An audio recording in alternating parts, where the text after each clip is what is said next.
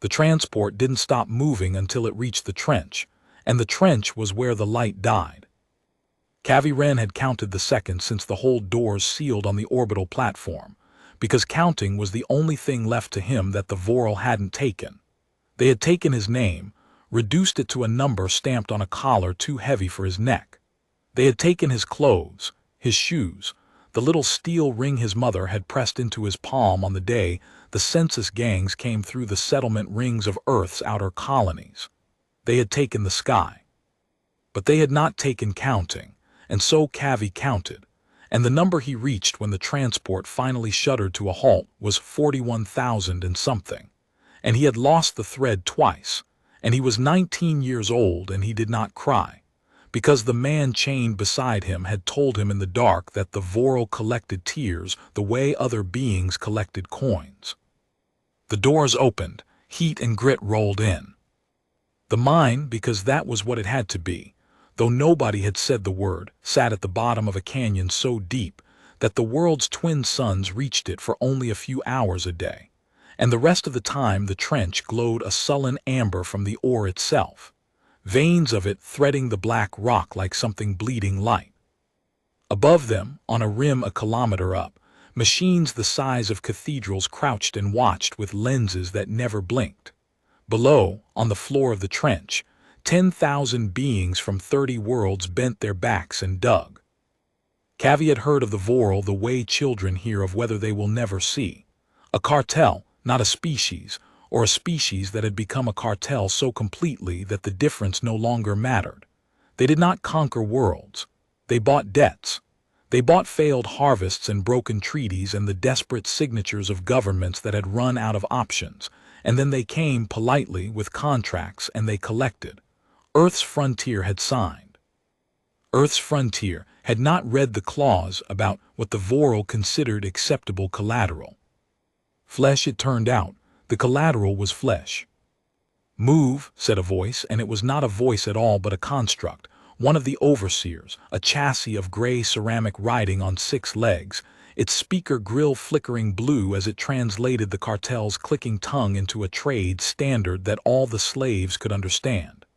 "Down the ramp, in sequence. You are lot 49. You will remember lot 49. They shuffled down. Kavi's bare feet found the ramp warm as skin. Around him were faces he did not know, humans mostly, this lot, taken from the same colony sweep, but scattered among them were others. A hulking dun with plates like a tortoise, a cluster of the small feathered eyrie who kept their heads down and their voices lower, a single Kesh whose long gray arms were already scarred from some earlier posting. They came from everywhere. They had one thing in common, and the collar told you what it was. At the bottom of the ramp, a Vorral waited. Kavi had not seen one until that moment. The overseers were machines, the guards on the platform had been drones. But this was the thing itself, the shareholder, the owner. It stood taller than any human, a column of segmented chitin the color of old bruises, and where a face should have been there was instead a cluster of sensory stalks that swiveled and tasted the air. When it spoke, the sound came not from a mouth but from vents along its throat, a wet clicking that the overseer beside it rendered into words half a beat late, so that the Vorral always seemed to be speaking from just behind itself. "New collateral," the overseer translated. "You have questions, I will answer the only one that matters." The sensory stalks turned, slow, tasting each of them in turn, lingering. Kavi felt it linger on him. "You are not prisoners. Prisoners have committed crimes. You have committed nothing. You are property transferred lawfully to settle a debt your leaders incurred and could not pay. There is no injustice here. There is only accounting. You will dig until the debt is settled. The debt is settled when we say it is settled. It is never settled." Someone in lot 49 made a sound. A woman, older, near the front. The Vorral stalks flicked toward her and the overseer's grill flared. "You wish to know how long," it said. "That is the wrong question. The right question is how much. And the answer is everything you have, and then the everything of whoever loves you, and then their everything forever, because a debt does not die when the debtor dies. It transfers. That is the beauty of the instrument.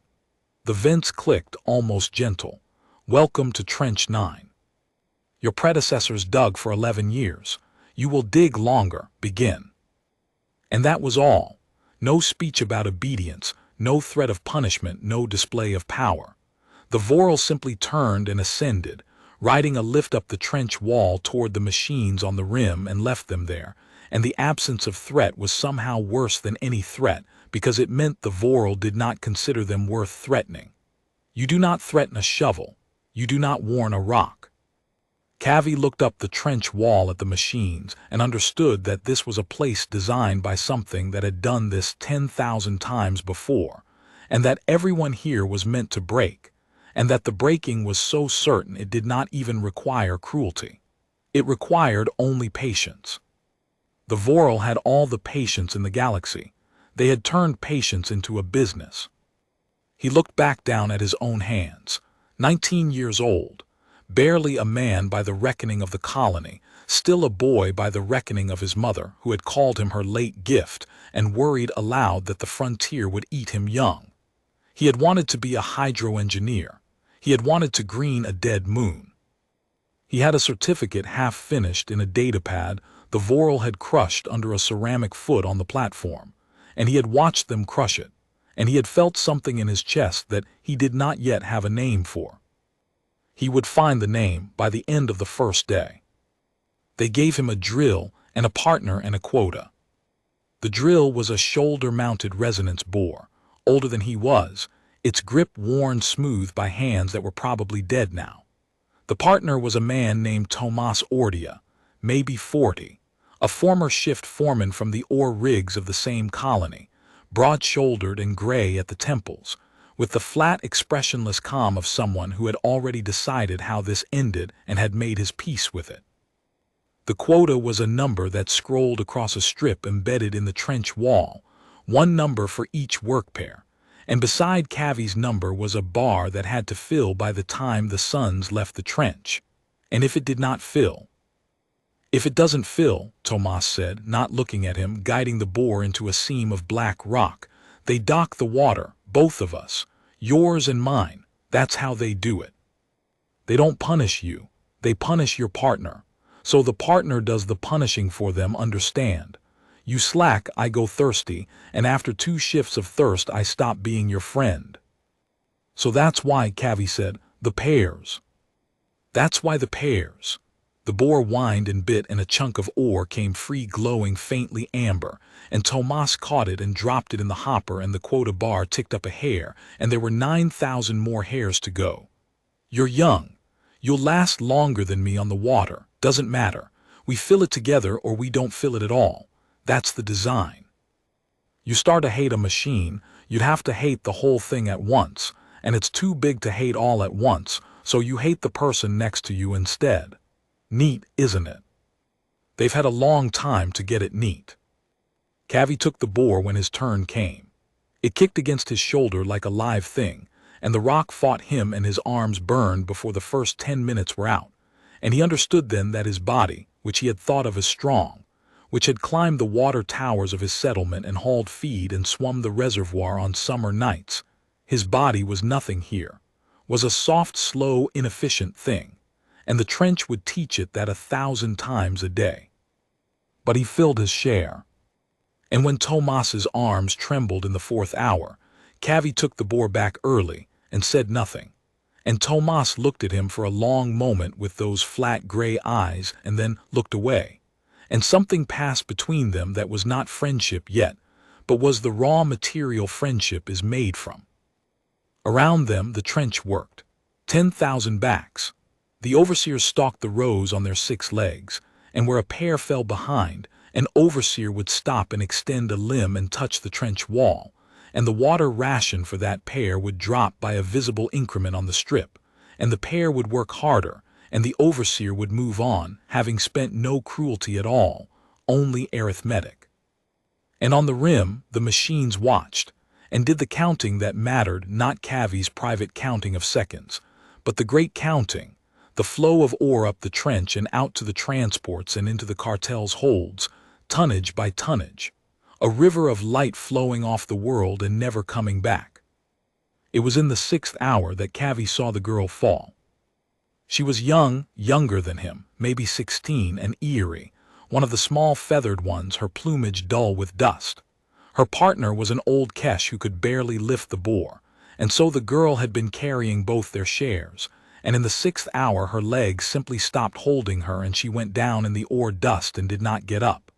The nearest overseer swiveled, approached, extended its limb toward the wall to dock their water, and the old Kesh, who could barely lift a boar, put his scarred gray body between the overseer and the wall, not fighting, just standing, just being in the way, and the overseer paused, recalculating, because there was no protocol for a slave standing in the wrong place, and in that pause Kavi did something he had not planned to do.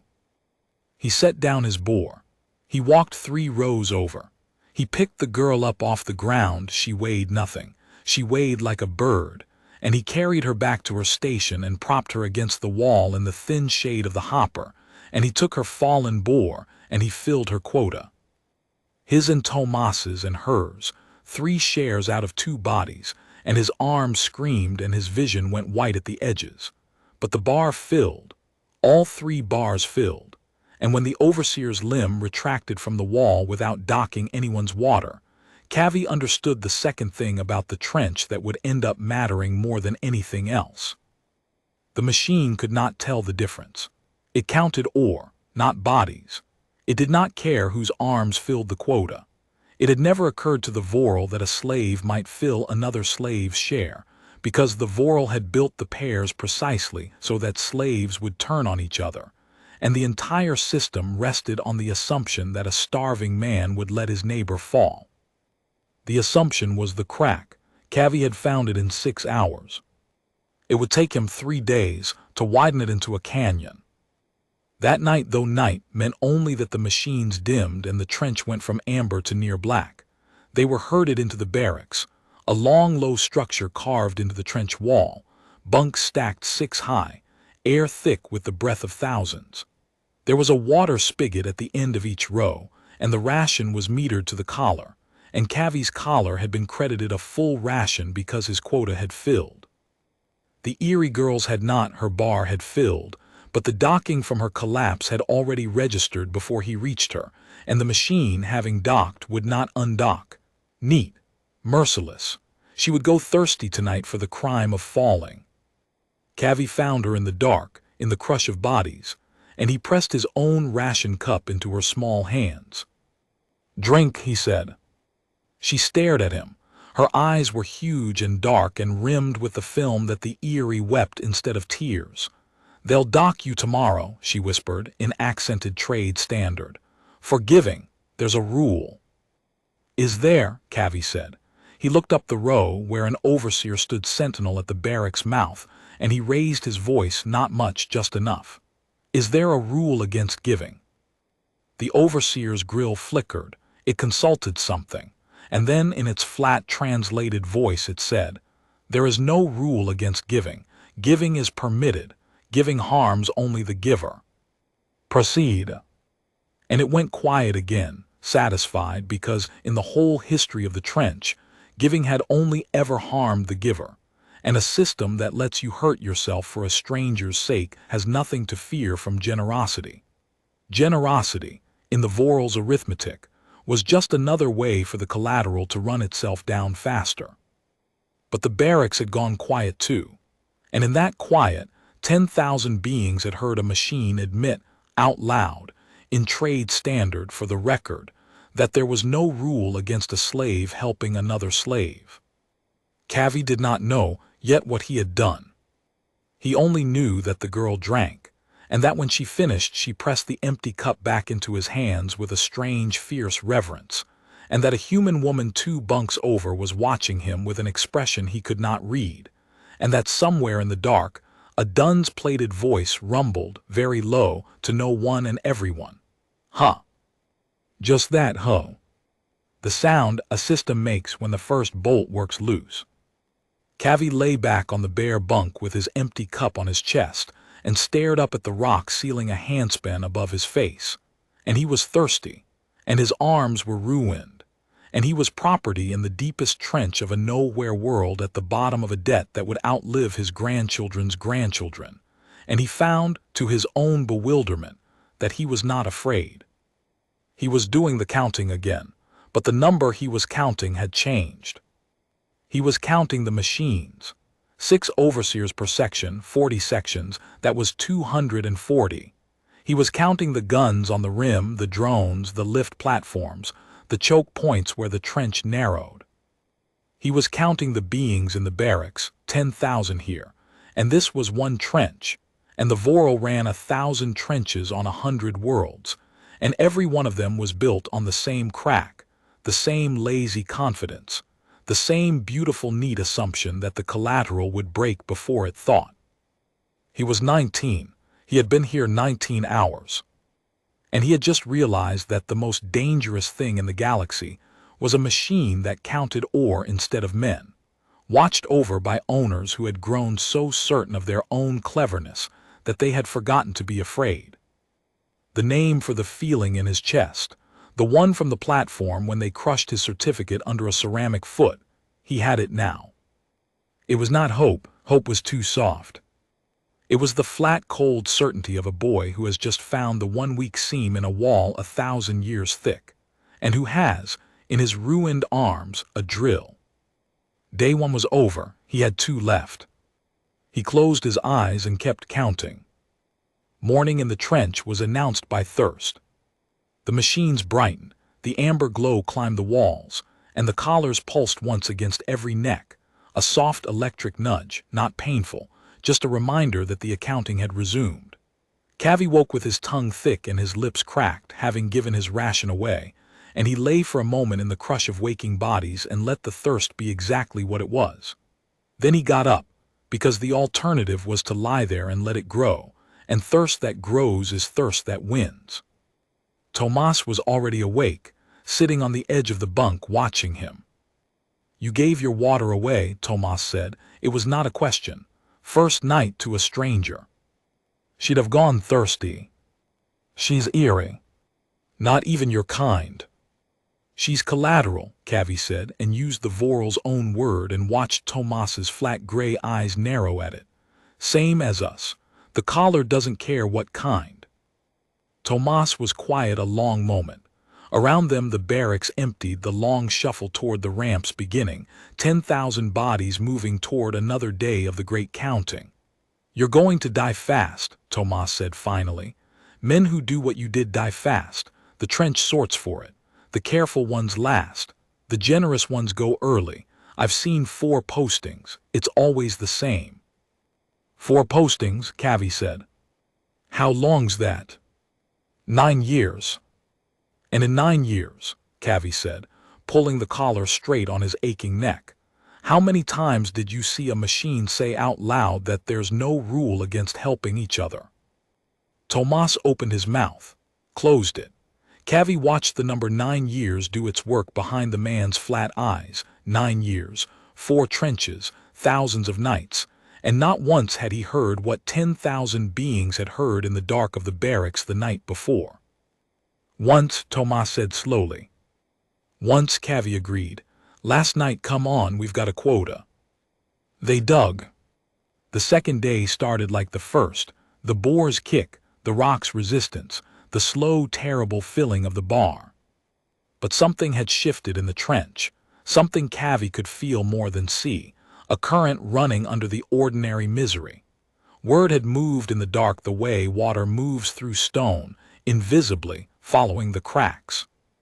The eerie girl's name was Cess, it turned out, and by the time the suns crested the trench rim she had told a dozen of her kind what the human boy had done, and what the machine had said, and the dozen had told others, and the others had told the done, and the done, slow, plated, patient as the rock they resembled, had told each other in their rumbling, subvocal way that carried under the drone of the bores where no overseer's microphone was tuned to catch it.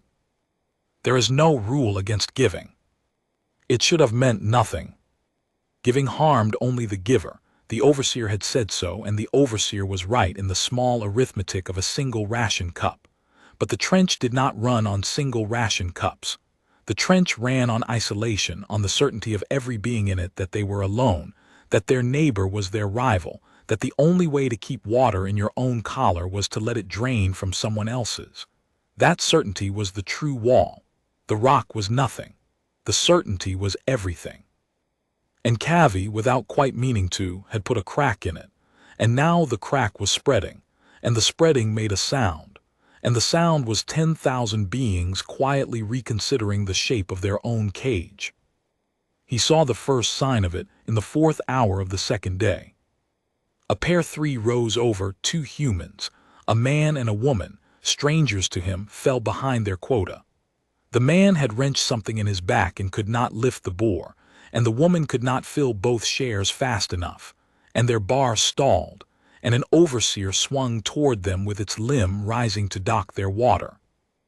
And the pair beside them, a Dun and a Kesh, no relation, no reason, reached over the low ore berm that divided the stations and took up the fallen man's bore and filled his share. Just like that. No words. The overseer stopped, limb half raised, and did the arithmetic. The quota was filling, the ore was flowing, there was no basis to dock. It lowered its limb. It moved on. And the crack widened by exactly one more increment, because now it was not a boy helping a stranger in the dark. Now it was daylight, and it was 2 beings who did not know each other, and it had worked, and 40 pairs had seen it work. Kavi kept his head down and his bore working, and watched it all from the corner of his eye, and felt the flat cold certainty in his chest grow a degree colder and clearer. He understood something that the Vorral, in 10,000 years of the business, had somehow never had to understand. That a system built to make 10,000 beings hurt each other could be turned, with almost no effort, into a system that made 10,000 beings help each other. And that the machines, counting ore, would never know the difference until the difference became a flood. At midday the sons reached the trench floor for their brief hours, and the overseers called the water break, and the collars unlocked the spigots, and 10,000 beings drank. Kavi's collar credited him a half ration docked, as Sess had warned, some fraction for the giving, though the machine had ruled the giving permitted. Permitted and penalized were not, it turned out, the same in the Vorral's arithmetic. He drank his half and it was not enough, and he said nothing. But when he lowered his cup, he found Sess beside him, and she pressed her own cup into his hands full and said, "There's no rule against giving," and her huge dark eyes were fierce, and Kavi understood that he had started something that did not belong to him anymore. He drank, because to refuse would have been to say that the giving only ran one way, from the strong to the weak, from the generous to the grateful, and that was not what the crack was. The crack was mutual. The crack was that the water could flow in any direction the beings chose, and the machine could not stop it, and the only thing that had ever stopped it was the being's own belief that it could not be done. He drank, and he gave the cup back, and around the trench 100 beings watched a human drink from an Erie's cup, and the sound the system made was louder now. Not a huh, a murmur, a low continuous murmur under the drone of the bores, the sound of 1,000 quiet reconsiderations becoming a single quiet idea. The overseers heard the murmur. Of course they heard it. But they were built to hear defiance, not generosity, and this did not sound like defiance. No one was refusing to dig. No one was slowing down. If anything, the quotas were filling faster, because a pair that falls behind is now caught up by its neighbors. An ore that would have been lost to a wrenched back or a fainting spell was now flowing smoothly into the hoppers, and the great counting on the rim showed the trench's output ticking up above baseline, a good day, an excellent day, the best day Trench 9 had posted in a season. The Vorral, high on the rim, would have been pleased. The collateral was productive. The collateral was, in fact, more productive than it had ever been. The Vorral did not understand, could not understand, because it did not have the concept, because 10,000 years of the business had never required the concept, that a workforce which has learned to protect its weakest members is not a workforce that has been broken.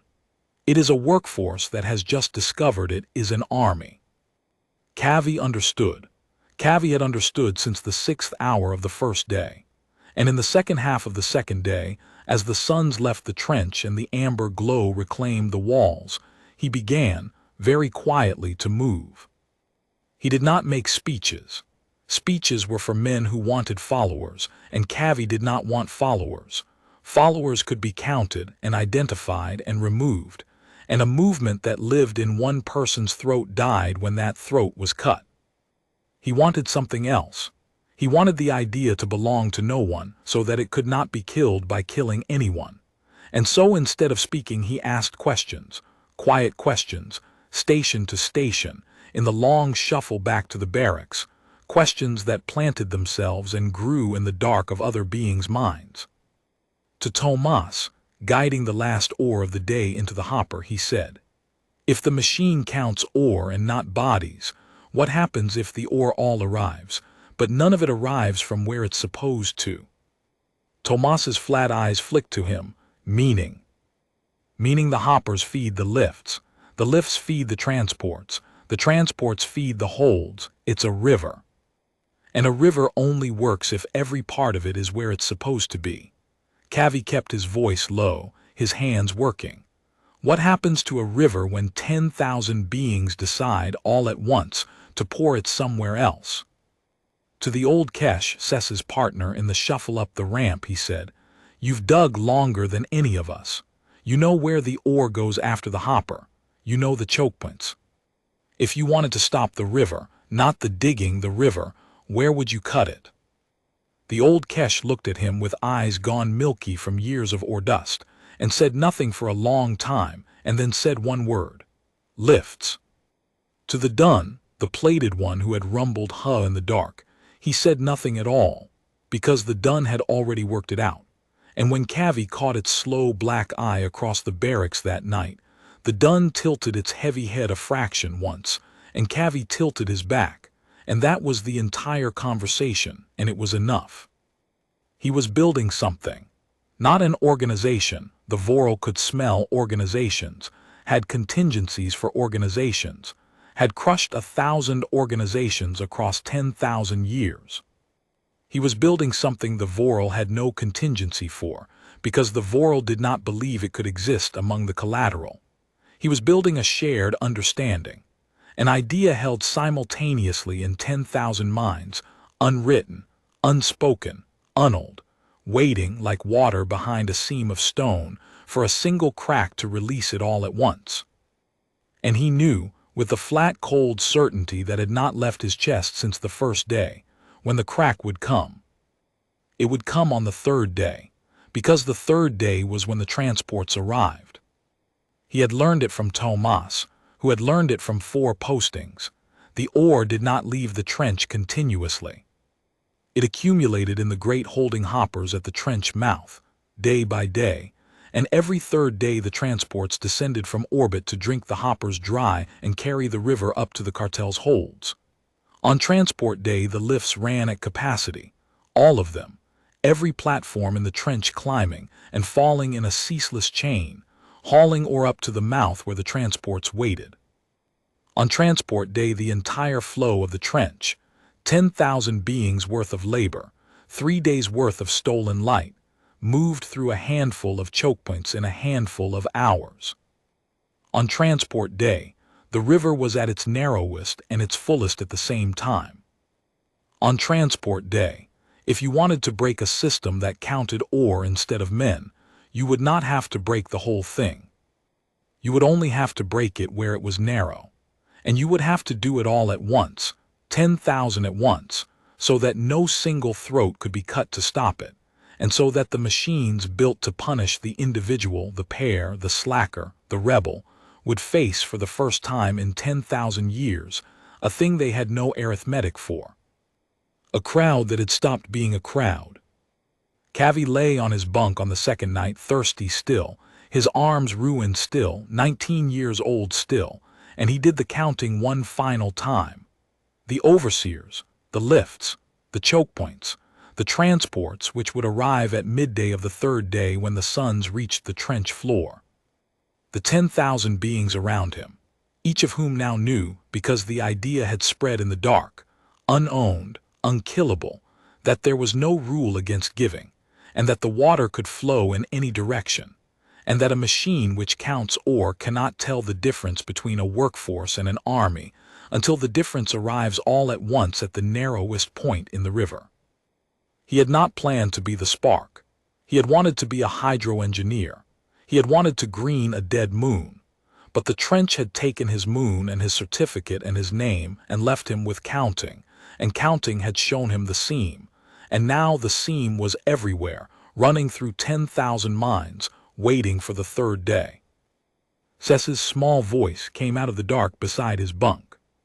"They're saying," she whispered, "that on transport day no one lifts the ore. They're saying it started with you. Is it true?" "It didn't start with me," Kavi said, and meant it. "It started with a machine that told the truth by accident. I just heard it." "But you'll be there, at the front, when it happens." Kavi looked up at the rock sealing a handspin from his face. He thought about the certificate crushed under the ceramic foot. He thought about his mother, who had called him her late gift, who would inherit his debt when he died, and her mother after her forever, because a debt does not die. That is the beauty of the instrument. He thought about 10,000 beings and a river and a machine that could not tell an army from a crowd.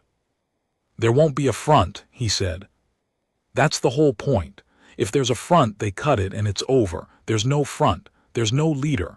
There's just everyone all at once deciding the same thing, and they can't cut everyone." He closed his eyes. "Sleep, Cec. Tomorrow's the last easy day." He heard her settle. He heard the barracks breathe. 10,000 lungs, 30 worlds, one collar apiece. He heard, very far up on the rim, the machines counting the river of light flowing off the world. And under it all, he heard the murmur, the low, continuous sound of an idea passing mind to mind in the dark, unowned and therefore undying. And he knew that the Vorral, high above, counting their excellent day, their best day in a season, did not hear it at all. 2 days here, 1 to go.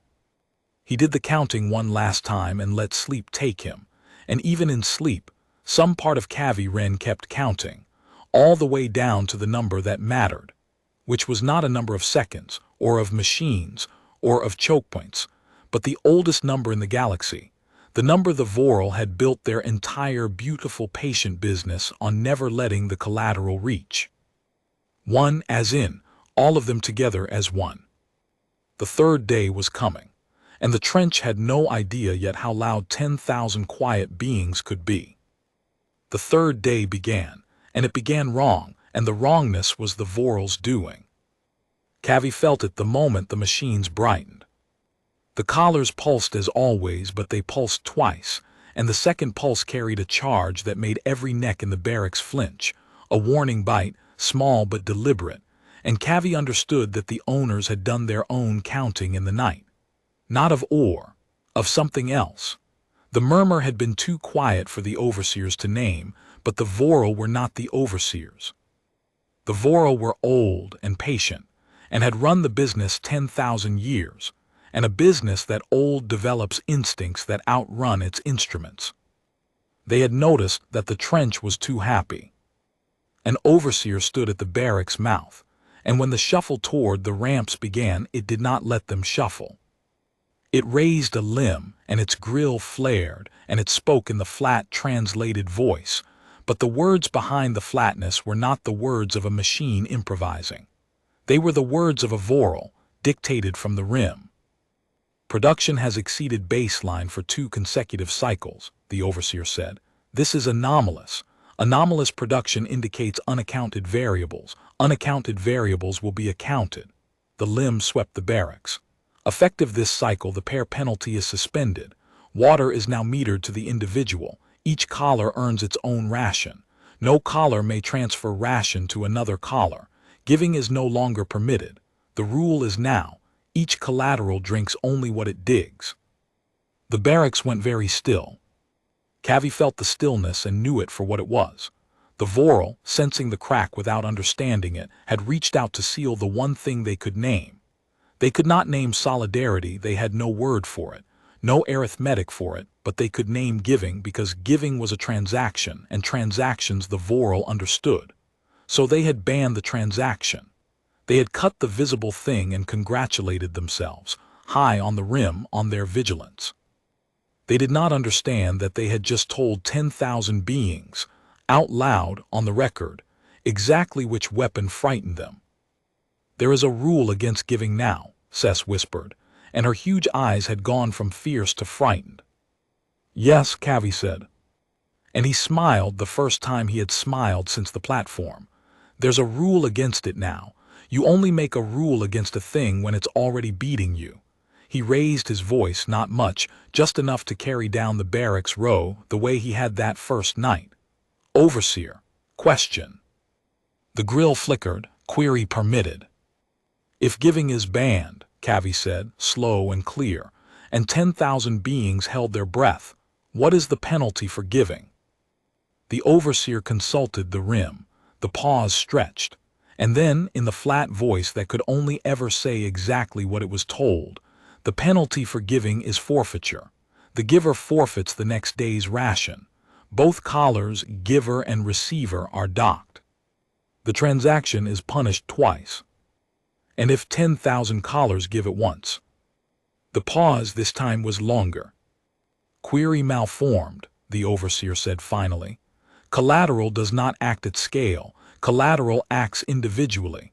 The penalty is individual. Return to your stations."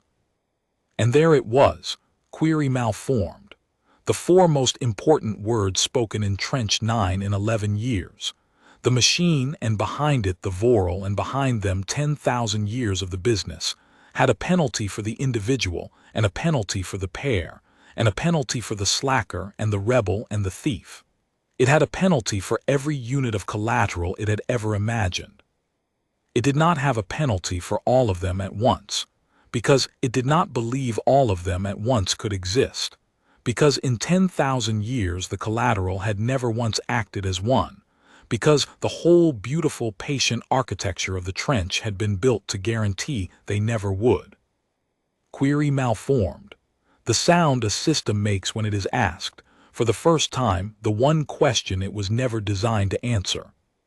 Kavi turned from the overseer and looked down the barracks row, and he did not have to say anything, because every being who understood trade standard had heard it, and those who did not were already being told in the low, subvocal rumble of the dun and the film language of the eerie, and the milky-eyed murmur of the old Kesh who knew where the lifts were.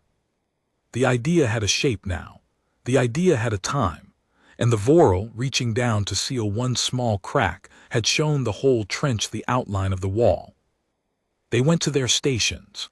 They dug, and the third day's morning was the most productive morning Trench 9 had ever recorded, because the collateral dug like beings possessed, filled every quota, fed every hopper, poured the river of light up toward the mouth where, at midday, when the suns reached the floor, the transports would come. Kavi drove his bore into the black rock and did the final counting. The transports would descend at midday. The lifts would run at full capacity, every platform, every chain, hauling 3 days of accumulated ore up the trench walls to the holding hoppers at the mouth. The overseers would spread thin across the trench to manage the surge. 240 machines stretched across 10,000 beings and 40 sections and a dozen lift chains. The Vorral would be at the mouth, at the top, watching the transports feed, because transport day was the day the business made its money, and the owners liked to watch the money. And the entire flow of Trench 9, 3 days of stolen light, 10,000 beings worth of labor would pass through the lifts. The lifts were the seam. The old Kesh had said it with his one milky word. Cut the lifts and you did not stop the digging. The digging was a river of 1,000 small streams, uncuttable, but you stopped the river from reaching the mouth. You stopped the money. You stopped the counting. And you did it not by fighting the machines, which was impossible, but by simply, all at once, refusing to be where the machines expected you to be. Kavi had worked it through 100 times in the dark. The plan was almost nothing. That was its beauty. There was no seizing of weapons, no storming of the rim, no heroic charge that a machine could meet with arithmetic. There was only this. When the transports descended and the lifts began to run, 10,000 beings would set down their bores, walk to the lift chains and sit. Not fight. Sit. Occupy the seam. Fill the choke points with bodies the machines were forbidden to destroy because the collateral was property, and property that is destroyed is a loss on the ledger, and the Vorral did not take losses, the Vorral collected. An overseer could dock water. An overseer could bite a collar. But an overseer could not kill 10,000 beings who were doing nothing but sitting, because 10,000 dead beings was 10,000 units of collateral written off, and no shareholder in the history of the cartel had ever authorized that, because the entire point of the business was that the collateral was worth more alive and digging than dead and defiant. The Vorral's own greed was the wall around their own violence. They could not slaughter the trench. They could only try to make it dig. And a trench that has decided as one to sit, a trench that has stopped believing it is alone, cannot be made to dig by a machine that counts ore instead of men. That was the plan. Set down the bores, walk to the seam, sit. And let the river of light stop flowing off the world for the first time in 11 years. And see what a business built on patience did when it was finally itself made to wait. Midday approached. The suns crept down the trench walls, and Kavi felt the trench change around him, felt 10,000 beings tightening like a held breath, felt the murmur go silent not because it had died, but because it had finished, because there was nothing left to say, because the idea was complete in every mind and only the moment remained. He caught Tomas's eye across the station. The older man's flat gray face was unreadable, but his hands had stopped on the bore. 9 years, 4 postings, and he had chosen at last the thing he had spent 9 years telling himself was impossible. "You were wrong," Kavi said quietly. "The careful ones don't last. The careful ones just die slower." Tomas looked at him for a long moment. Then, for the first time, the flat gray face cracked into something that was almost a smile. "You're still going to die fast, boy," he said. "Maybe, but not alone, and not digging." Kavi looked up the trench wall, up the lift chains, up toward the mouth where the shadows of the descending transports were just beginning to fall across the amber glow. "Get ready. When the first transport touches the mouth, that's the signal. Not before. We need the lifts full and the transports committed. We need them to have already started counting the money before we stop the counting." The shadows deepened. The trench held its breath. And high on the rim, where the Vorral watched the money come, no one heard the silence that had replaced the murmur. The vast, patient, 10,000-throated silence of a workforce that had, in 3 days, stopped being a workforce and become the one thing the business had no arithmetic for. The first transport's shadow touched the trench mouth. And Kavi Renn, 19 years old, property of the cartel, collateral against a debt that would outlive the stars, set down his bore. The bore hit the trench floor with a sound like a dropped bell. For one instant it was the only sound. And then, across 40 sections, 10,000 bores hit the floor at once. A single vast crash that rolled up the trench walls and broke against the rim, and the amber glow seemed to shudder with it. And every overseer in Trench 9 swiveled at the same moment toward the same impossible thing. The collateral had stopped digging, all of it at once. Kavi did not wait to watch the machines react. He walked.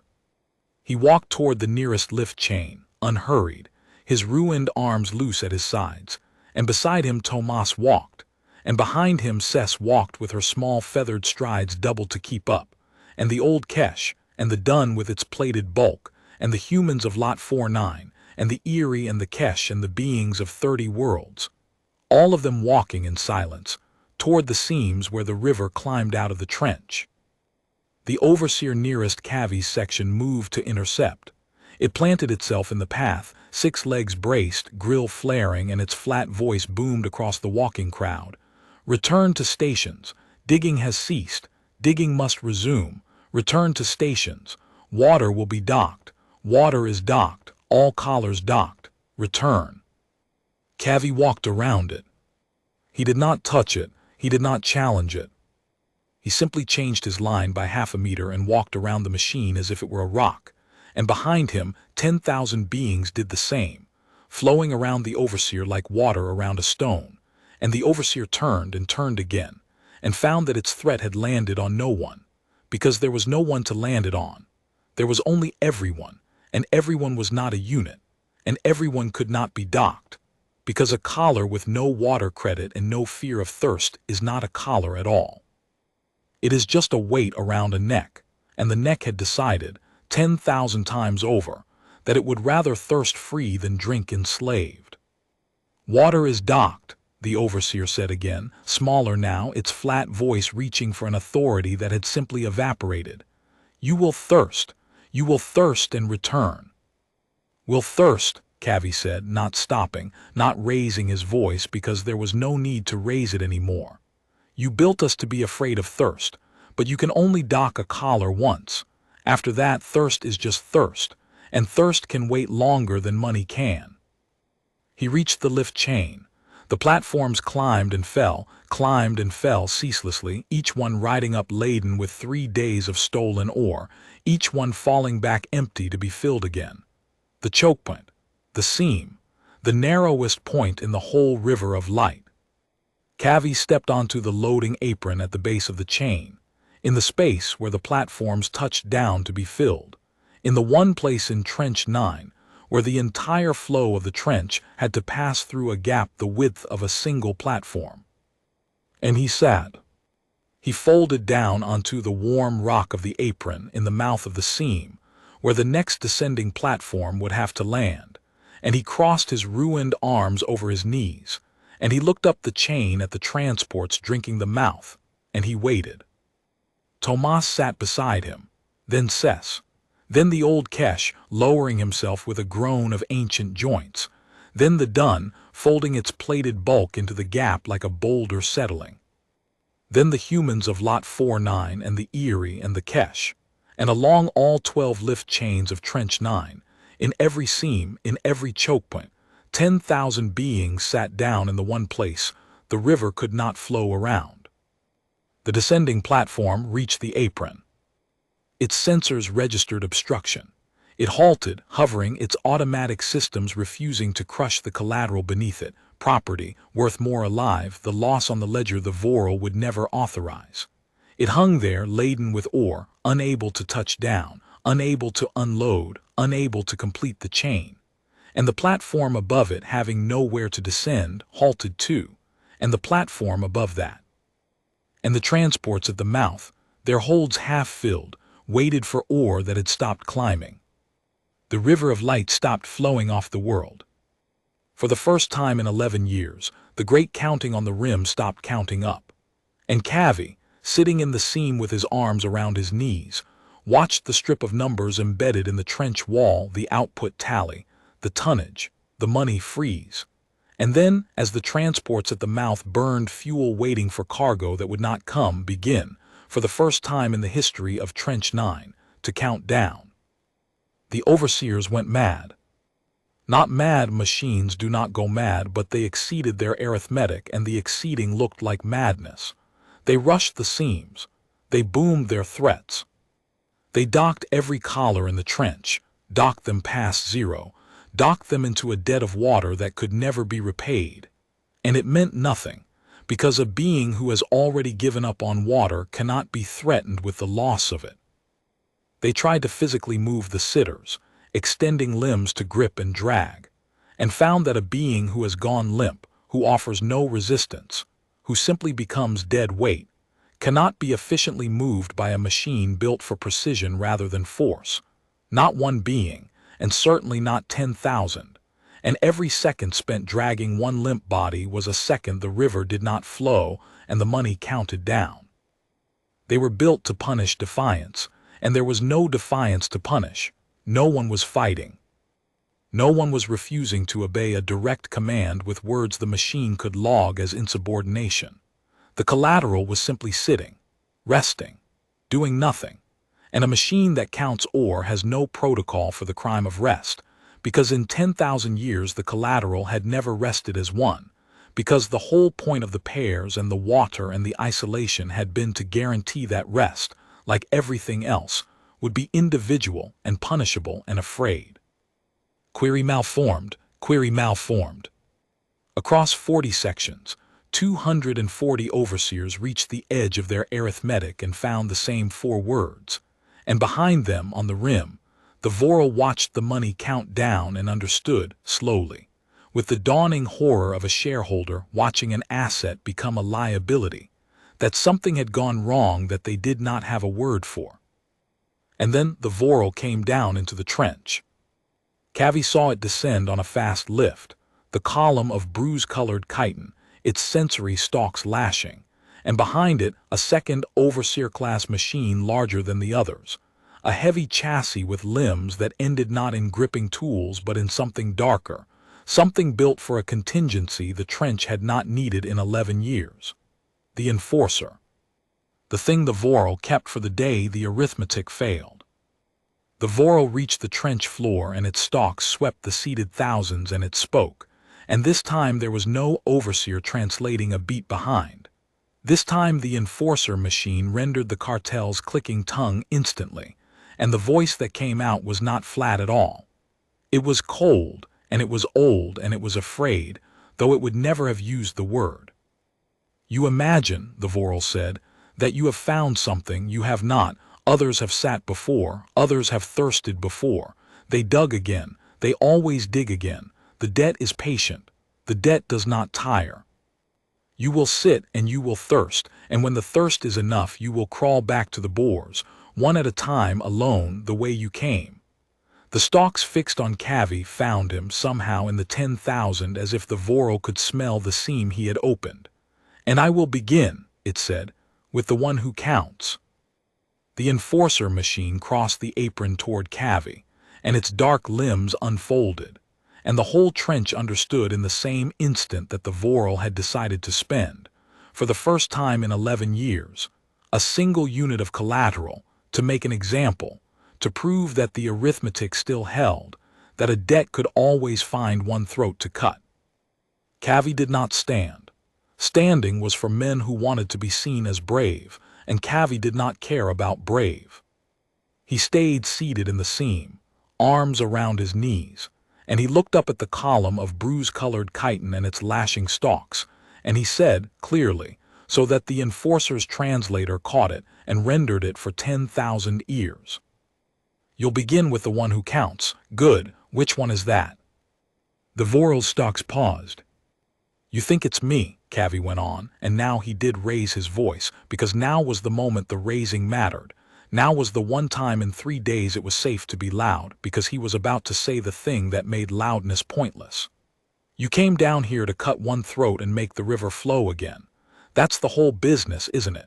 Find the seam, cut the seam, and the wall holds. 10,000 years you've done it. Find the leader. Find the organizer. Find the one who counts and remove him and watch the rest crawl back to the bores alone. He spread his ruined hands. So do it. I'm right here. Cut my throat. And then tell me when I'm gone, who do you cut next?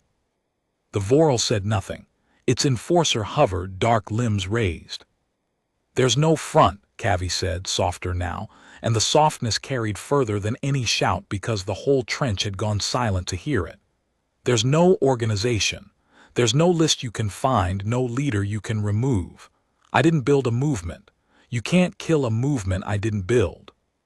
All I did was ask a machine a question, and the machine told the truth, and the truth spread on its own because it was true, and it's in 10,000 minds now, and you cannot cut 10,000 throats, because 10,000 dead is 10,000 written off, and you have never in the history of your business written off a single unit of collateral, because the collateral is the whole point.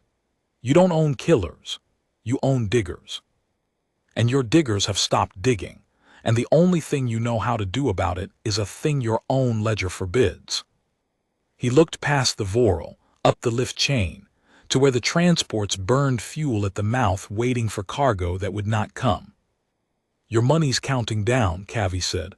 Right now, every second. The transports are burning fuel to sit at the mouth. The holds are half empty. The buyers upstream are waiting on ore that isn't climbing. And every trench like this one on every world you run just heard. Because word moves, it always moves. You taught us it moves. That trench 9 sat down and the river stopped. How long before they sit too? How patient is the debt when the debt has to explain to its buyers why the light stopped flowing? The Vorral stalks lashed, and Kavi saw in the lashing the thing he had been counting on since the 6th hour of the first day, that the Vorral, old and patient and terrible as it was, had no move. It could not kill him without killing the example it needed him alive to make. It could not kill the trench without destroying the asset. It could not wait out the thirst, because the thirst of 10,000 who had decided together was longer than the patience of transports burning fuel and buyers checking ledgers. It could dock every collar and it had. It meant nothing. It could threaten and it had. It meant nothing. It had one enforcer machine and one set of dark limbs and 10,000 seated beings in 12 seams, and it had just discovered, 11 years too late, that its entire empire was a bluff that had never been called. Kavi Renn had called it. "Kill me," Kavi said, one last time, and stood now. Stood not to fight, but so that every being in the trench could see him do it, could see the boy the Vorral had chosen to make an example of, choose the example himself. Kill me and prove there's a leader to kill. Or don't and prove there isn't. Either way the river stays stopped. You've already lost. You lost the moment you made a rule against giving, because that told us which weapon you were afraid of. You've been afraid of us being kind to each other for 10,000 years, and you never told us because you never had to, because we never tried. We're trying now. The enforcer's dark limbs trembled at the edge of Kavi's throat. And the dun stood up. It rose from the seam, slow, plated, a boulder becoming a mountain, and it stepped between the enforcer and Kavi, not fighting, just standing, just being in the way, exactly as the old Kesh had done for Sess on the first day, exactly as had started the whole thing. And then Tomas stood, and Sess, and the old Kesh.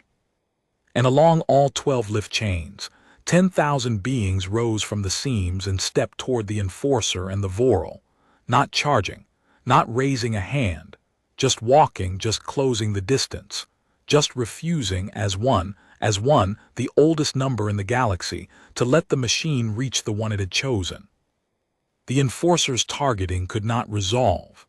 10,000 bodies, no weapons, no threat its arithmetic could name, and the one target it had been sent to cut now buried in the center of all of them, uncuttable without cutting through the asset, and the asset was the whole point, and the Vorral did not take losses, the Vorral collected. The dark limbs lowered. The Vorral stood in the trench it had owned an hour ago, and its stalks went still, and for a long moment the only sound in Trench 9 was the whine of transports burning fuel at a mouth that would not feed them. Then the Vorral turned and rode the lift back up toward the rim, because it had no other move, because a business built on patience had finally met something more patient than itself, and it needed to go count what it had lost, and decide, high above, what a shareholder does when the collateral has become a creditor. The trench did not cheer. Kavi had thought it might and was glad it did not, because a cheer was a thing that ended, and this was not going to end. The 10,000 simply sat back down in the seams, in the choke points, in the one place the river could not flow around, and they settled in to wait, and the waiting was the weapon, and the weapon did not tire. Kavi sat down last. His legs were shaking, now that the Vorral was gone, now that the counting part of him could stop, and the rest of him could feel what he had done.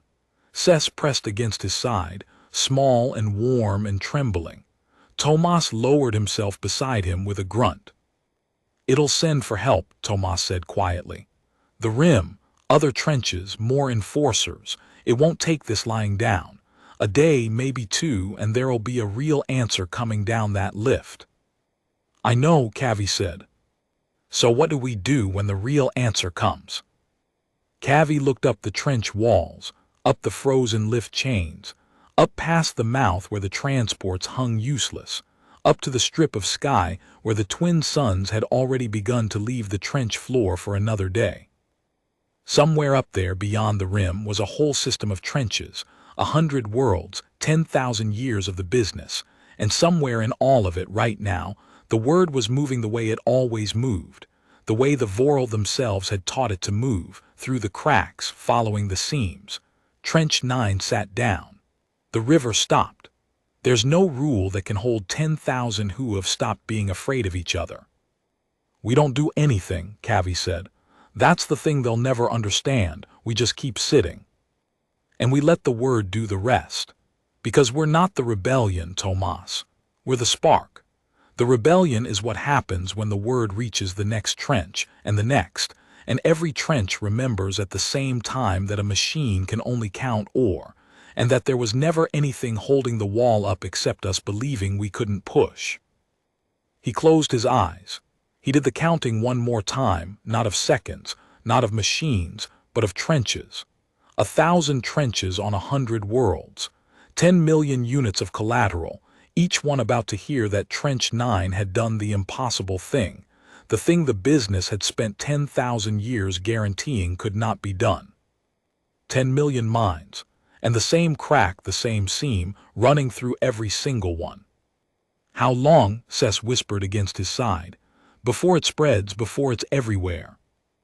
Kavi opened his eyes and looked at the frozen river, and the useless transports, and the empty sky, and he felt the flat, cold certainty in his chest turn, at last, into something warmer, something he'd refused to let himself feel for 3 days because it was too soft to survive on, but which he could feel now that the wall had cracked and the crack had held. Hope, finally hope. It already is, he said. The first night of the sit-down was the hardest, because it was the night the trench found out what it had cost. The Vorral cut the water entirely, not docked, cut, every spigot in the barracks dead, the meters gone dark, and they did it not out of cruelty but out of arithmetic, because a slave who will not dig is worth nothing, and a thing worth nothing is not worth watering. It was a calculation cold as the rock, and Kavi understood it and was not surprised by it, and still it frightened him, because thirst was the one weapon the Vorral had that the collateral's solidarity could not simply walk around. You could sit in a seam and refuse to dig. You could not sit in a seam and refuse to need water. They gathered in the deep dark of the barracks, thousands of them, and the fear moved among them the way the murmur had moved quietly, mind to mind, but it moved in the wrong direction, and Kavi could feel it, the current of the first doubt. It's been a day. The water's gone. What if the Vorral simply waited? What if patience really was, after all, the thing they had more of than anyone? It was Sess who answered it, and not with words. The Eerie, it turned out, had lived on ice worlds before the debt took them, worlds where liquid water was rare, and the people had learned to harvest it from the air, from the cold, from the breath of stone. And Sess had noticed, on the first night Kavi gave her his cup, that the deep trench sweated at night, that the rock, cooling after the brief hours of sun, wept a thin condensation, a film of moisture beating on the black stone of the barracks walls, unnoticed for 11 years because no one had ever been thirsty enough and desperate enough and free enough of the metered spigots to look for it. She showed them. She pressed a cupped feathered hand to the cold rock and drew it back beaded with damp, and she touched it to her mouth, and then she showed the human woman 2 bunks over, and the woman showed the dun, and the dun's plated hands could gather more at once, and within an hour the whole barracks was harvesting the walls, not much, never enough, a mouthful where you needed a cup, but enough. Enough to make the point that the Vorral could not have anticipated, that a workforce which had learned to share could share the very stone it slept in, and that thirst, the last weapon, could be spread across 10,000 throats until it was survivable, the way everything unbearable becomes survivable once it stops being carried alone. Kavi watched them harvest the walls in the dark and felt the current of doubt reverse, felt the fear drain back the way it had come, and he understood something he added to the counting, that the Vorral's weapons all had the same flaw. Every one of them, the pairs, the water, the isolation, the thirst, worked by making one being suffer alone, and a trench that had stopped being alone had, without quite meaning to, become immune to all of them at once. You cannot starve a body that shares.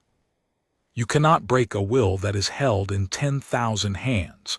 The whole armory of the business had been forged against the individual, and there was no individual left to aim it at.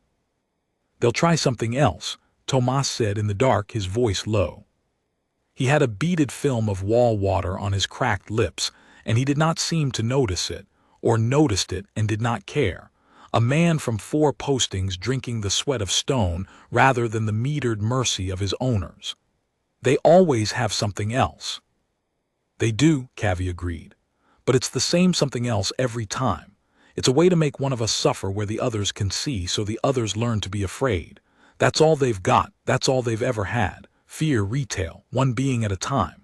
He looked around the dark barracks at the shapes of thousands gathering water from the walls, sharing it hand to hand, and he felt the cold certainty in his chest and the warm hope beside it, together now, no longer at war. "And we stopped buying it. 3 days ago every one of us thought we were alone, and now not one of us does. And there's no weapon in their whole armory built for that, because in 10,000 years they never had to build one." Sess came and pressed a small cupped handful of wall water to his mouth, and Kavi drank the sweat of the stone that had imprisoned him, and it was the best water he had ever tasted, because it was free, because it was given, because there was no rule against giving that 10,000 beings had not already broken together. The second night, the Vorral tried the gas. And it failed, as Kavi had known it would, because compliance induced in a single mind still could not make that mind walk to a bore its neighbors were not walking to. The whole architecture had always needed the walk to be individual, and there were no individuals left. The third night they sent the enforcers, 6 then 12, and the enforcers stalked the seams and found no target and returned up the lift with their dark limbs unused, and the trench watched them go, and did not move, and did not dig, and drank the walls and waited. And on the 5th night the collars spoke with the voices of 100 worlds, and the waiting ended, and the climb began, but Kavi always remembered the first night best, the night of the cut water and the wept stone, because it was the night he learned that the thing they had built in 3 days was not a rebellion, not yet, not really. It was something simpler and older and far more dangerous than a rebellion. It was a people. And a people, unlike a rebellion, cannot be defeated, because there is no leader to remove and no front to break and no single throat to cut, and the only way to end a people is to make them stop being one. And the Vorral, for all their 10,000 years, had never once learned how to do that, because they had spent every one of those years making sure the collateral would never become a people in the first place. They had been so certain it could not happen that they had never learned to stop it. And certainty, Kavi thought, drinking the sweat of the stone in the dark, is just a wall you stop checking. The word moved the way Kavi had said it would, and it moved faster than even he had let himself believe. He learned how it moved only later in pieces from beings who had been there, but the shape of it was always the same, and the shape was the shape of the crack, and the crack was the shape of the trench itself. It moved first through the transports. The transports at the mouth of Trench 9 could not fill their holds, and a transport that cannot fill its holds does not sit idle forever, because idle fuel is a cost, and the Vorral did not tolerate costs. So after the first hours, when it became clear the river would not restart, the cartel did the only thing its arithmetic allowed. It recalled the transports and redirected them to other trenches, to worlds where the ore still climbed, to seams that had not yet cracked. And the transports lifted from the mouth of Trench 9 half empty, and burned for orbit and carried, in their empty holds, the one cargo the Vorral could not scan for. They carried the crews, and the crews had seen. The transport crews were not Vorral. The Vorral did not fly their own ships any more than a shareholder drives the truck. Flight was labor, and labor was collateral, and the beings who crewed the ore haulers were themselves indentured, themselves collared, themselves collateral against debts they would never live to pay. They had watched from the transport bays as 10,000 beings sat down in the seams of Trench 9 and stopped the river with nothing but their bodies and their refusal to be afraid of one another. They had watched a machine's targeting fail to resolve against a crowd that had become one. They had watched a Vorral turn and ride the lift back up because it had no move. And they carried it, that image, in the one hole the cartel could not inspect, to the next world and the next, and the deep silent labor camps of the cartel's whole reach. And at every stop in the crew quarters and the loading bays and the collared dark, the beings who unloaded the half-empty transports asked the crews the same question every collar asks a new arrival. What's the news? What's the word? What's happening out there? And the crews told them. Trench 9 sat down, and the river stopped, and the machine could not make them dig. Kavi did not know he had become a story until the story came back to him changed. It came back through the collars. The Vorral, in the days after the sit-down, tried everything the arithmetic permitted, and it permitted very little. They cut the water entirely, and 10,000 beings who had already given up on water shared the moisture that condensed on the cold rock of the deep trench at night, mouth to cupped hand to mouth, and did not dig. They flooded the barracks with a gas that induced compliance, and it worked on the individual and failed on the crowd, because a being made docile still would not walk to a bore its neighbors were not walking to, and the whole architecture of the trench had always depended on the walk being individual. They sent more enforcers down the lift, 6 of them, then 12, and the enforcers stalked the seams and raised their dark limbs and found, every time, the same problem. 10,000 bodies, no target, no front, no throat, and behind the enforcers the same forbidden ledger, the asset that could not be written off. And then, on what Kavi counted as the 5th day since the sit-down, though the days had stopped meaning much, down in the amber dark where the suns barely reached, the collar spoke. Every collar in Trench 9, all at once, pulsed with a transmission the overseers had not sent. It came from outside, from up, from orbit, from the cartel's own network, riding the same channel the collars used to meter water and dock rations and hold 10,000 throats in electronic chains. And the voice that came through the collars was not a Vorral's, and it was not an overseer's flat translation. It was a chorus. It was 1,000 voices in 100 tongues, layered, overlapping, rendered into trade standard by the collar's own translators, the voices of other trenches. Trench 4 has sat down, the collars said. Trench 4 heard, and Trench 4 sat down. The river has stopped on the mining world of said. Trench 11 has sat down. The river has stopped on the ice moon of Corin Vast. The whole processing station at Umu has sat down. The collateral there does not dig, the collateral there refines, and the collateral there has stopped refining. There is no rule against rest. The transport crews of the third reach have set down their controls. They will not carry ore that does not climb. They heard. They have stopped. Voice after voice, trench after trench, world after world, the crack running through 10 million minds exactly as Kavi had counted it would, each one hearing the same true thing: a machine can only count ore. There was never anything holding the wall up but us, and each one, upon hearing it, doing the same simple, impossible thing. Setting down the bore, walking to the seam, sitting. The collars, which the Vorral had built to isolate, had become the wire that connected.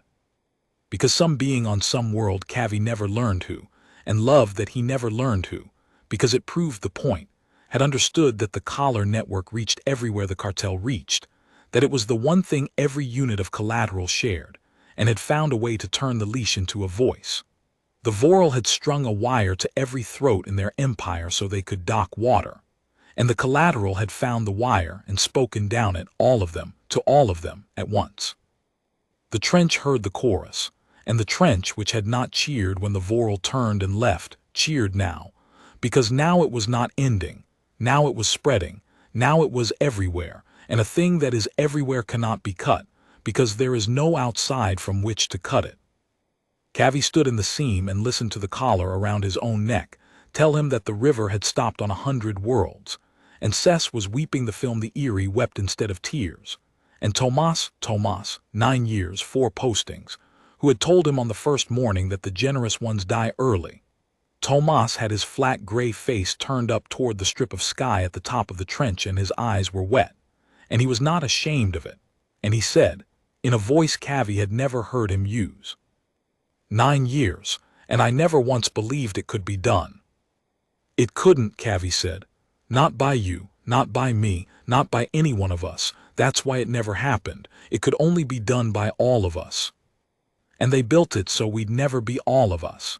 He looked at the collars chorus still washing through the trench, world after world reporting the river stopped. They spent 10,000 years making sure we'd never say one to each other, and the one time we did, it took 3 days. But it was not over. Kavi knew it was not over, and the knowing was the last hard thing, the thing that kept the cold certainty alive in his chest even as the hope warmed the rest of him. Because the Vorral were old and patient and terrible, and a business that had run 10,000 years did not die because 100 trenches sat down. It had reserves. It had contingencies deeper than the enforcers. And it had, above all, the one asset the collateral did not. It had the ability to leave. The Vorral could abandon Trench 9, could abandon Sed and Corin Vast and Umu and the Third Reach, could lift from the cracked worlds entirely, cut their losses. No, the Vorral did not take losses, but they could relocate them, could carry the debt itself away in the one hold that mattered, the ledger, and simply begin again somewhere the word had not reached, with new collateral, new debts, new trenches built with the one modification 10,000 years had finally taught them to make. No shared wire. No collar network, no way for the one to become the all. The rebellion could win Trench 9 and every trench it touched, and still lose the war, if it let the Vorral walk away with the instrument intact. Because the instrument was the true enemy. Not the machines, not the enforcers, not even the cartel, the debt. The beautiful patient debt that did not die when the debtor died, that transferred, that outlived the stars. As long as the debt existed, the Vorral could always find new collateral, always build a new trench, always start the counting over. Kavi's mother would still inherit his debt, and her mother, forever. You could stop the river on 100 worlds, but if you did not break the instrument, the river would simply find a new bed. Kavi understood this the way he understood everything, by counting, and the counting told him the last, hardest thing the trench would have to do. Not sit, not wait, not even spread. Those were done or doing themselves. The last thing was to reach up the trench, up the lift chains, up past the mouth and the rim, into the one place the collateral had never been allowed and the Vorral had never imagined it could go. The counting house, the place where the ledger lived, the place where the debt was written. And to do that, the trench would have to stop only sitting and start climbing. Tomas, Kavi said, the lifts. You know the lift chains better than anyone here. If we wanted to ride them up, all of us, not to unload ore but to reach the rim, to reach where the Vorral keep the counting, could it be done? Tomas wiped his face and became, for a moment, the shift foreman he had been before the debt took him, the man who had run ore rigs and known every gear of them. The lifts run on our weight, he said slowly. They're counterweighted. Ore goes up, empty platforms come down. If the platforms are full of us instead of ore, the balance holds. The machine doesn't know the difference. It counts mass, not cargo. He looked up the chain, calculating, and the old certainty came back into his flat gray eyes, turned now toward a purpose. We could ride them up, all 12 chains at once, 10,000 of us. It'd take hours, and they'd fight it every way the arithmetic allows. But the arithmetic doesn't have a rule against collateral riding a lift, because collateral riding a lift has never once been a thing they had to forbid. Query malformed, Kavi said softly and almost smiled. Query malformed, Tomas agreed. Cess looked between them, her huge eyes wet and wide. And when we reach the top, when we reach the counting house, what do we do with the ledger? Kavi was quiet for a long moment. Around them the collars still whispered their chorus, Trench 4, Trench 11, the station at Umu, the crews of the Third Reach, the river stopped on 100 worlds. the crack running through 10 million minds. He thought about the certificate crushed under the ceramic foot. He thought about greening a dead moon. He thought about a debt that transferred, that outlived the stars, that would fall on his mother and her mother forever. "We don't destroy it," he said finally. "That's what they'd expect. Burn the ledger and they say the debt still stands. The ledger's just a copy. The debt lives in the law, in the treaties, in the signatures of the governments that sold us. Burning it changes nothing." He looked up the trench, up toward the rim, up toward the counting house he had never seen and was about to climb 10,000 strong to reach. "We don't burn it, we rewrite it. We reach the ledger and we don't erase the debt, we settle it. We mark it paid. Every debt, every world, every collar. We use their own instrument against them. A debt is settled when the ledger says it's settled. They told me that on the first day, the very first thing they said, the debt is settled when we say it is settled. They never imagined we'd be the ones holding the pen." The trench heard him, not because he shouted it, but because the collars carried it now, because the wire ran both ways, because the boy who had asked a machine a question 3 days ago was a story on 100 worlds, and the story had a next chapter, and the next chapter was climbing. 10,000 beings in Trench 9 rose from the seams. And on 100 worlds, 10 million heard the collars carry the idea, reach the ledger, mark it paid, hold the pen, and rose too.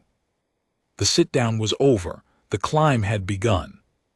They climbed in shifts, because the lifts could only carry so many at once, and Tomas organized the shifts the way he had once organized ore rigs, not by rank, because there was no rank, but by the counterweight, by the physics of the chains, so that as one platform rose full of bodies, another fell empty to take the next load, and the machine that ran the lifts, counting mass and not cargo, found the balance held and had no arithmetic to object.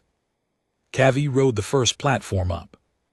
He had not meant to be first. First was a kind of front, and he had spent 3 days insisting there was no front. But Tomas had put a heavy hand on his shoulder and said, quietly, "This time they need to see you go up, not to lead, to show it can be done. After the first platform, no one will be afraid of the second." And Kavi had understood that there was a difference between a leader, who others followed, and a first, who others merely learned from, and that the trench needed the second thing and not the first. And so he had stepped onto the platform with Tomas and Sess and the old Kesh and the Dun and a dozen others, and the platform had begun to climb. The trench fell away beneath them. Kavi had spent 3 days at the bottom of it in the amber dark, and he had forgotten, or never known, how deep it truly was. The walls rose past him, black rock threaded with veins of bleeding light, and the seams where 10,000 beings had sat became a pattern from above, a vast dark constellation of the refusing, and higher still the barracks were dark mouths in the stone, and higher the abandoned boars lay where they had been dropped, 10,000 of them silent. The river had not flowed in days. The trench was quiet the way a trench is never quiet. And as the platform rose toward the mouth, Kavi could hear, over the whine of the lift, the sound the whole place made now. Not the drone of boars, not the boom of overseers, but the low, continuous murmur, 10,000 strong, the sound of an idea that had won. At the mouth, the transports were gone. The holding hoppers stood full and unemptied, 3 days of stolen light going nowhere. And the overseers were massed at the mouth, all of them, drawn up from the trench floor where they had nothing left to punish, formed into a line across the rim path as if to hold it. 240 machines, the last arithmetic of the Vorral. Kavi's platform reached the mouth and the machines' grills flared as one and the flat voices boomed, layered now, a wall of sound. The rim is restricted. Collateral does not ascend to the rim. Return to the trench. Return to the trench. The rim is restricted. Kavi stepped off the platform onto the rim path, and the second platform rose behind him, and the third and the fourth, and the beings poured off them and stood on the rim in the thin cold air with the twin suns full on their faces for the first time since the transport had swallowed them, and they did not return to the trench. There's no rule against ascending, Kavi said, and he was not asking a question this time. He was stating the fact he had already forced the machine to admit days ago in a different form. You never made one. You never had to. Collateral doesn't ascend. So there's no penalty for ascending because ascending was never a thing you imagined we could want. Query malformed, overseer. Query malformed all the way up. The machines held the line. And the line meant nothing, because a line of machines built to punish the individual has no answer to a crowd that simply walks into it and does not stop.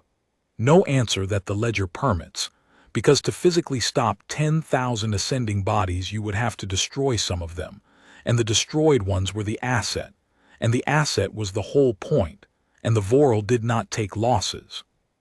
So the crowd walked into the line, and around it, and through the gaps where the machines dared not close because closing meant crushing.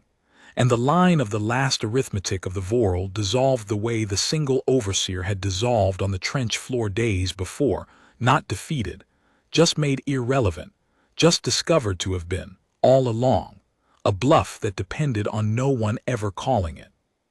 They reached the rim, and Kavi Renn, 19 years old, saw the counting house.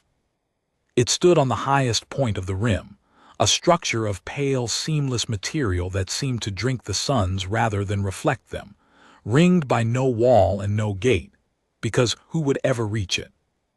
And around it the machines the size of cathedrals crouched, the great lenses that had watched the trench, and beyond it, on a landing field, sat the Vorral's own ships, sleek and dark and few, the ships that could leave, the ships that could carry the ledger away and begin the business again somewhere the word had not reached. The Vorral were gathered before the counting house. Not many, Kavi had learned that too, that the cartel was fewer than anyone imagined, that 10,000 years of the business had required only a handful of shareholders, because the machines did the work and the collateral did the rest. A dozen columns of bruise-colored chitin, their sensory stalks lashing, and among them the one that had come down into the trench, the one that had said, "I will begin with the one who counts," and had not been able to begin at all. It stepped forward as Kavi approached, and its enforcer stepped with it, and the dark limbs rose one final time. "You have climbed," the Vorral said through the enforcer's instant translation, and its voice was colder than ever and thinner than ever, the voice of a thing that has run out of moves and knows it and is trying, out of 10,000 years of habit, to bluff one more time. "You have climbed to the rim, and now you will see what the rim is. Behind me is the ledger. In the ledger is the debt. And the debt does not live in a machine you can break or a file you can burn. The debt lives in law, in the treaties your government signed, in the compacts of 40 worlds, in the deepest architecture of trade across this whole reach. You could kill every one of us standing here and the debt would still stand, because the debt is not us. The debt is the instrument, and you cannot climb high enough to reach the instrument because the instrument is not in this house. It is everywhere. It is the water you drink and the air you breathe and the ground you walk. You are collateral. You were born collateral, most of you, and you did not know it, and now you do, and knowing changes nothing, because the debt does not care what you know." Kavi stopped a few paces from the enforcer's raised limbs. Behind him the rim filled hundreds, now thousands, the beings of Trench 9 cresting the lifts and standing in the suns, and on the collars around every neck the chorus still whispered, 100 worlds, the river stopped, 10 million risen. And Kavi listened to the Vorral's last bluff, and he found to his own surprise that he was not angry, and he was not afraid, and the cold certainty in his chest had gone very still and very clear, the way water goes still and clear the moment before it breaks a dam. "You're right," Kavi said, "the debt doesn't live in this house. It lives in the law, in the treaties, in the signatures. You can't burn it. I never wanted to burn it." He took a step closer, and the enforcer's limbs trembled and did not fall because they could not fall, because he was the asset, because the ledger forbade it. "But you told me something on the first day. The very first thing you ever said to me. You said the debt is settled when you say it is settled. You said that was the beauty of the instrument, that only the holder of the ledger can mark a debt paid. And you were right about that too. The law says the debt stands until the ledger says it's settled. The treaties, the compacts, 40 worlds, they all defer to the ledger. That's how you made it. That's how you made it so airtight. The whole galaxy agreed that whatever the ledger says goes. He looked past the Vorral, at the pale house that drank the light, at the instrument inside it that ruled 100 worlds. So the only question left, Kavi said, is who holds the ledger. And the Dun and the old Kesh and Tomas and Sess and 10,000 beings of Trench 9, and behind them the whispering chorus of 10 million on 100 worlds. All of them as one took a step toward the counting house. The enforcer's limbs came down. Not to strike, to bar.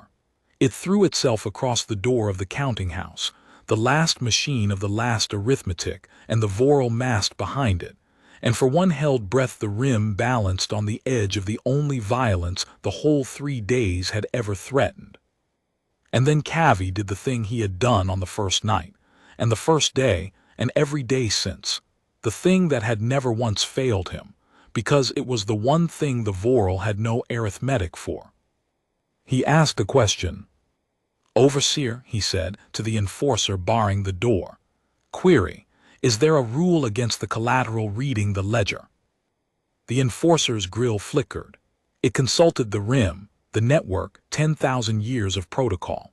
And the pause stretched and stretched, the longest pause of all, because somewhere in the pale house the instrument itself was being asked to find a rule that had never needed to exist.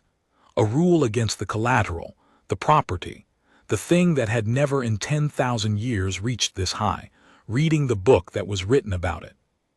There was no such rule. Because who would ever have written it? You do not forbid the shovel from reading the ledger. You do not warn the rock.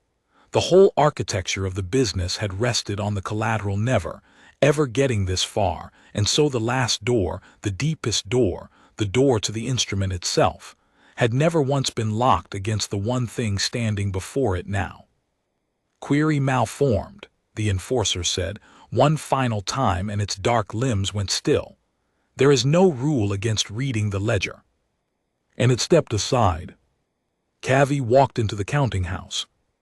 The Vorral did not stop him, could not, had run out of both moves and machines, and stood on the rim in the full light of the twin suns with their sensory stalks gone still, watching the collateral cross the last threshold of the business, the way a man watches a fire reach the roof and knows, at last, that there is nothing left to carry out.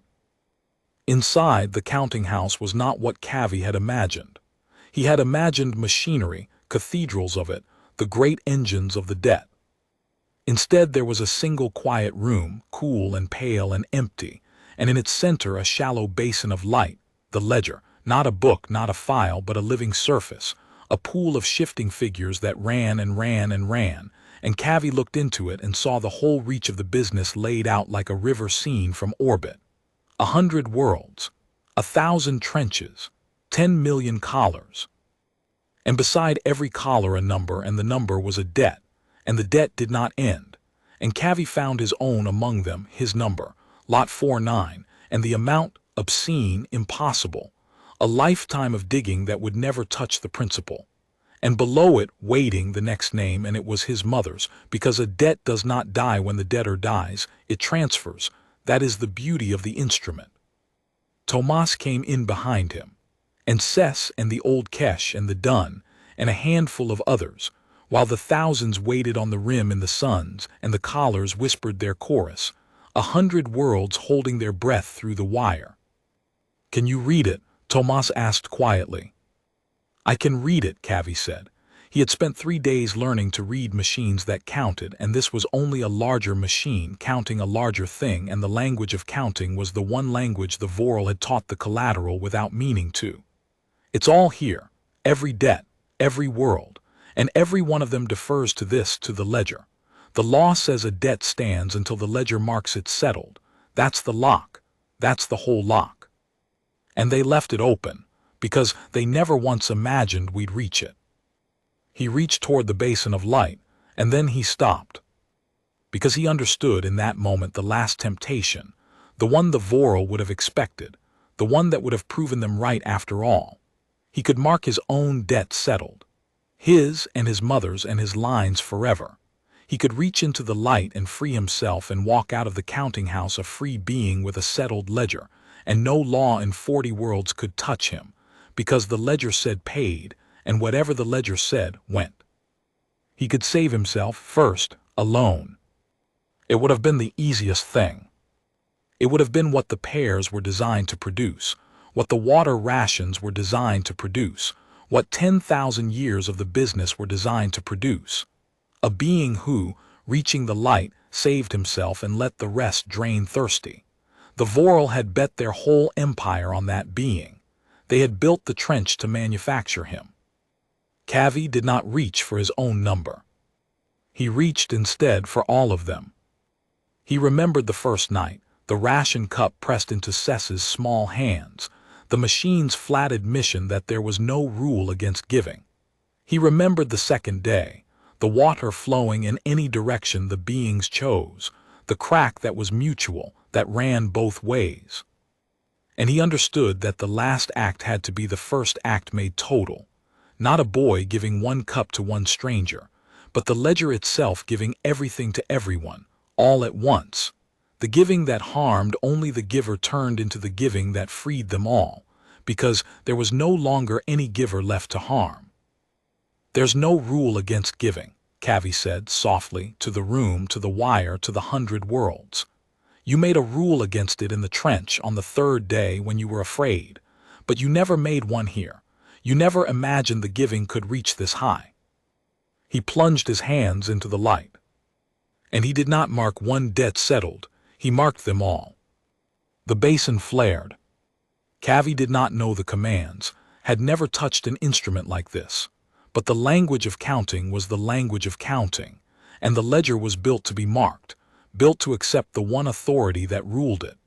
The holder's word that a debt was paid, and it did not check, could not check, had never in 10,000 years needed to check whether the hand that marked a debt settled had the right to mark it, because only the Vorral had ever held the pen.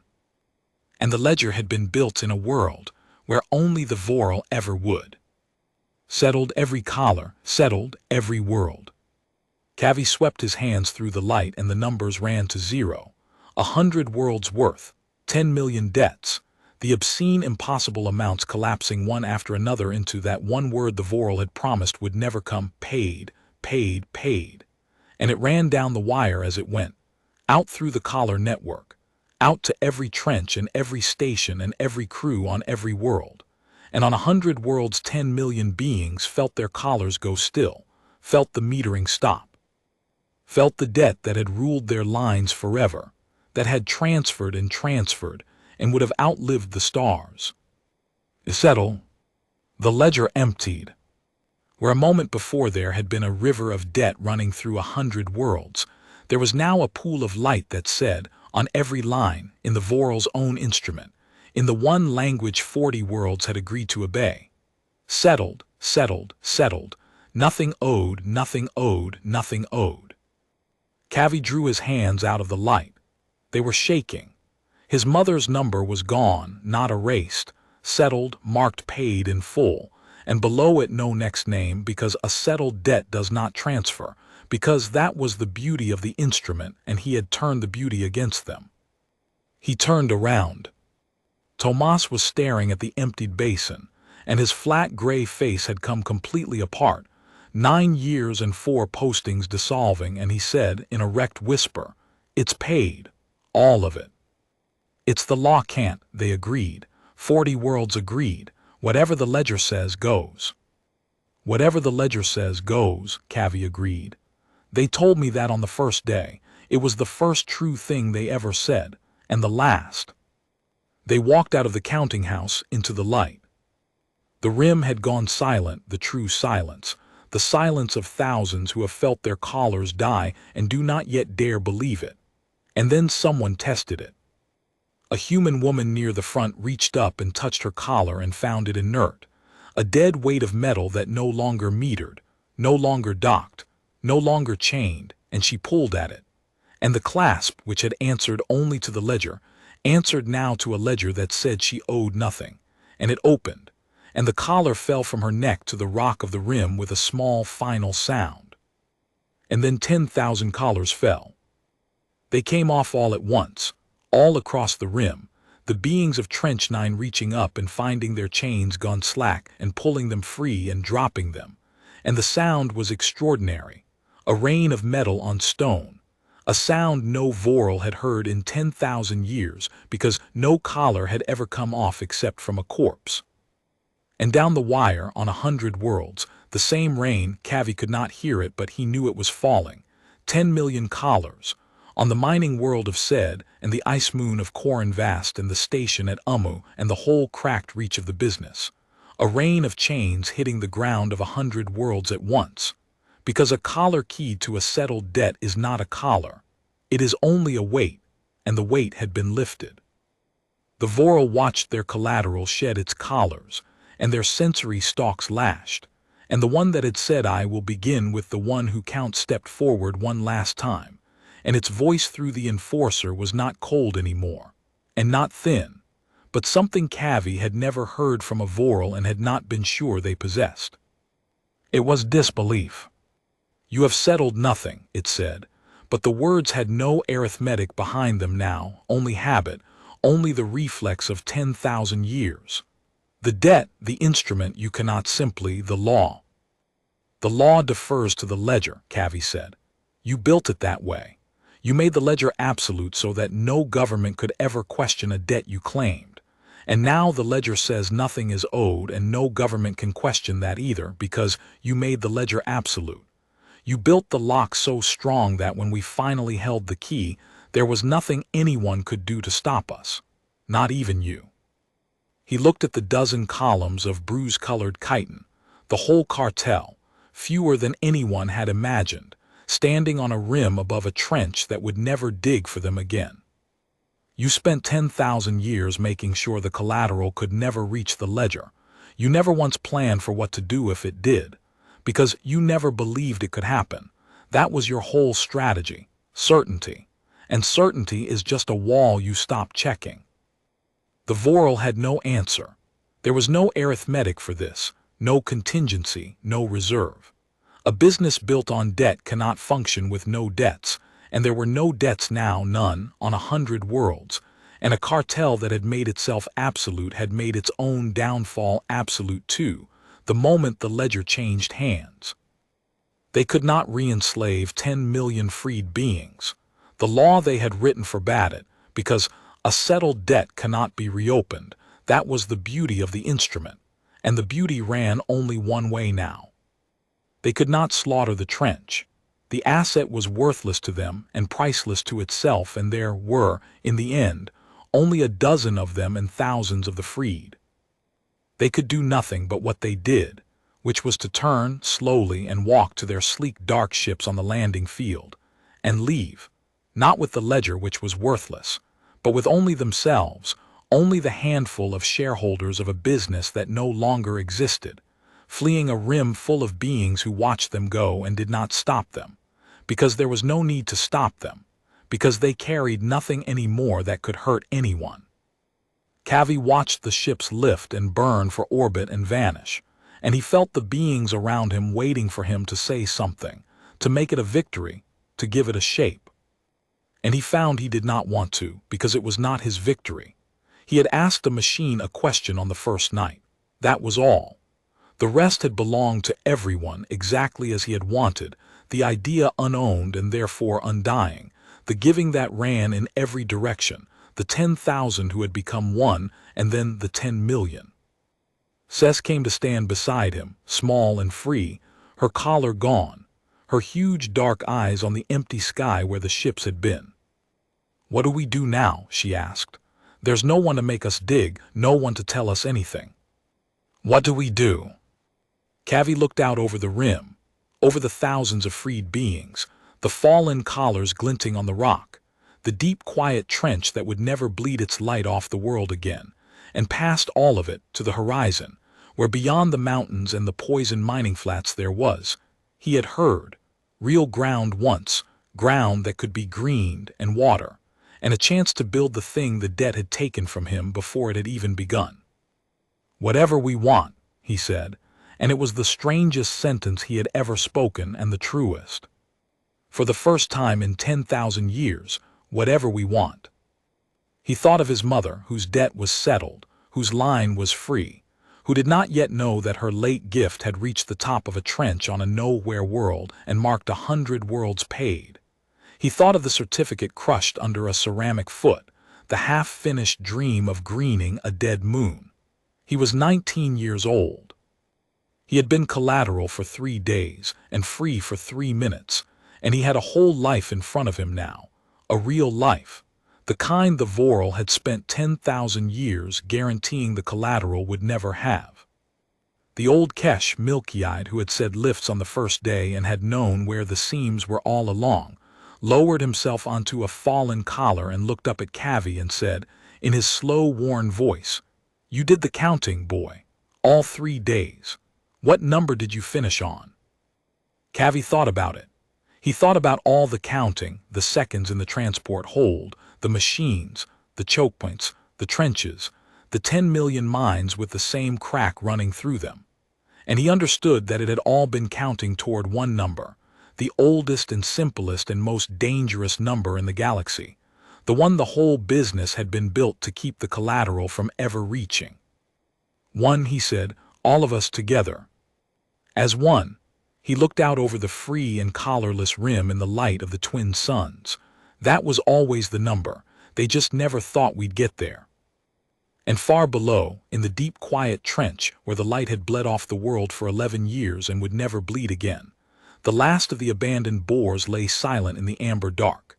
And above them, on the rim in the sun, 10,000 beings who had been bound to forced labor on the first day, and had by the 3rd day sparked a rebellion that emptied 100 worlds, turned their backs on the trench for the last time, and walked toward the horizon, free together, as one.